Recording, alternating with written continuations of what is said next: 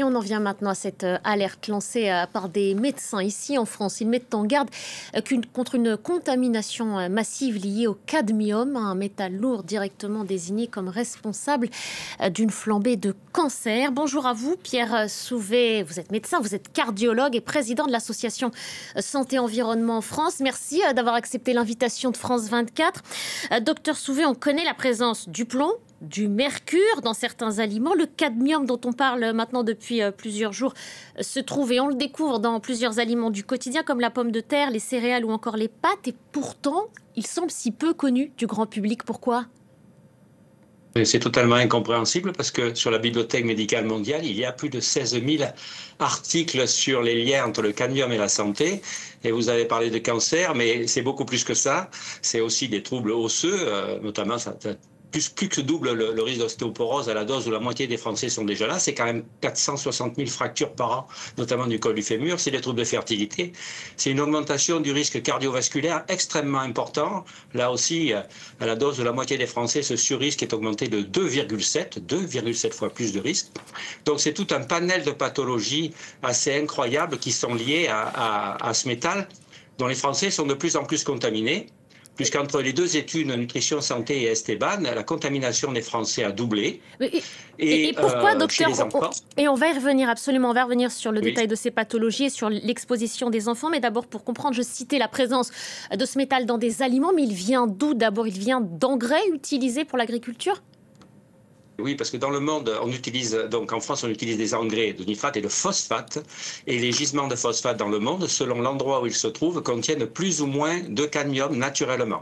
Ce cadmium, donc, puisqu'on achète dans des pays où il y a trop de cadmium, ce cadmium se retrouve dans le sol et ne peut remonter que par la plante. Et c'est pour ça que les céréales notamment, et les pommes de terre et ses dérivés sont particulièrement un facteur de contamination. Est-ce qu'il y a un seuil, docteur Souvet, à partir duquel la présence de ce taux peut ne pas être dangereuse ou c'est l'inverse? Le moindre taux de la présence de ce cadmium dans l'organisme nous met en péril? Oui, initialement, on pensait que les taux, les risques osseux, qui étaient les premiers risques cliniques, apparaissaient à une certaine dose. Et puis, depuis est sortie une étude sur la mortalité globale et la mortalité par cancer, ainsi que sur le surrisque cardiovasculaire. Et on voit qu'en fait, ça commence dès zéro, notamment pour le surrisque cardiovasculaire, et que la mortalité est plus élevée entre ceux qui en ont plus par rapport à ceux qui en ont moins, également pour la mortalité par cancer. Donc en fait, moins on en a, mieux c'est. Et d'ailleurs, c'est un métal qui n'a aucun intérêt pour le corps. Hein. Le fer, le cuivre, le zinc, oui, mais le cadmium, c'est tout l'inverse. Est-ce qu'il y a une différence, docteur Souvet, entre la présence de ce métal dans l'organisme des adultes et des enfants? Je crois, et vous allez le confirmer ou l'infirmer, que les enfants en France sont beaucoup plus exposés. Pourquoi ? Oui. Eh bien, il y a notamment les enfants entre 6 et 10 ans sont plus exposés, écoutez-moi bien, que les adultes, que la moyenne des adultes français 10 ans avant.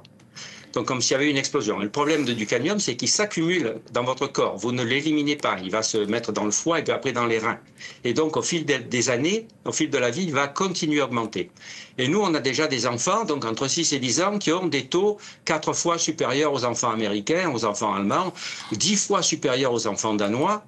Et donc, ça veut dire que dans quelques années, 10, 20, 30 ans, ils auront des taux absolument, j'allais dire, plus que déraisonnables, avec à ce moment-là un surrisque de ces pathologies que je vous ai décrites au début. Mais ça veut dire qu'on est face à une bombe à retardement?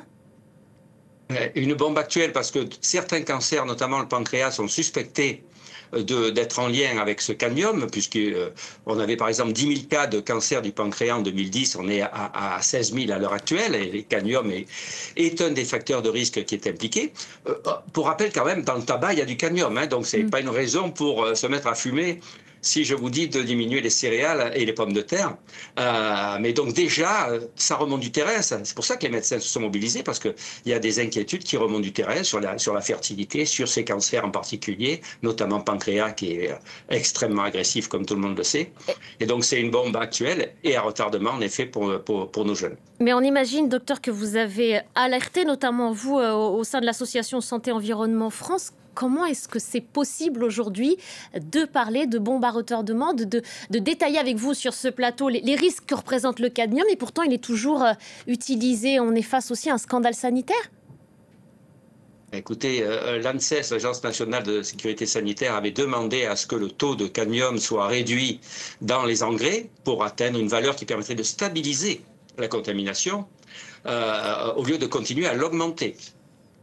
Et donc, ça n'a pas abouti au décret qui était prévu pour arriver à baisser ces doses maximales par engrais. Mais en attendant, puisque le cadmium qui est dans le sol, il va continuer à monter dans les aliments, il va falloir prendre des précautions alimentaires.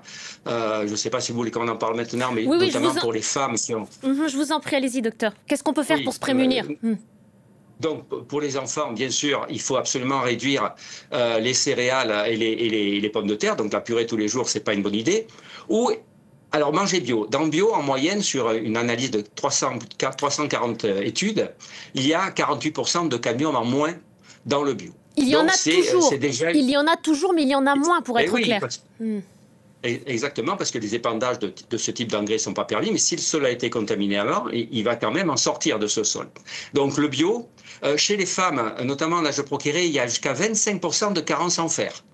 Et quand dans l'intestin, il y a une compétition entre les métaux, entre le fer et le cadmium. Et s'il n'y a pas de fer, le cadmium rentre beaucoup plus, jusqu'à 4 fois plus que si vous avez un fer normal. Et les femmes, d'ailleurs, sont beaucoup plus contaminées que les hommes. Hein. On a 30% de plus de contamination.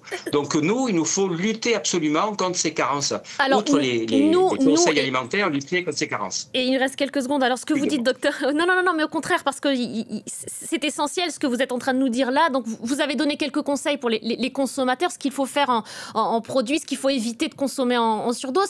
Mais les pouvoirs publics, qu'est-ce qu'ils doivent faire, eux, pour nous protéger ?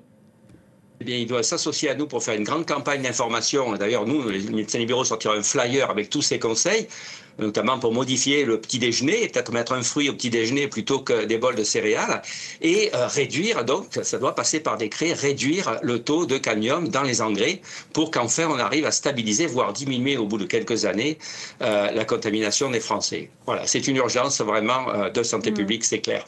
Urgence de santé publique. Merci beaucoup, docteur Pierre Souvet, cardiologue et président de l'association Santé Environnement France. Merci d'avoir consacré quelques minutes à France 24. Tout autre chose.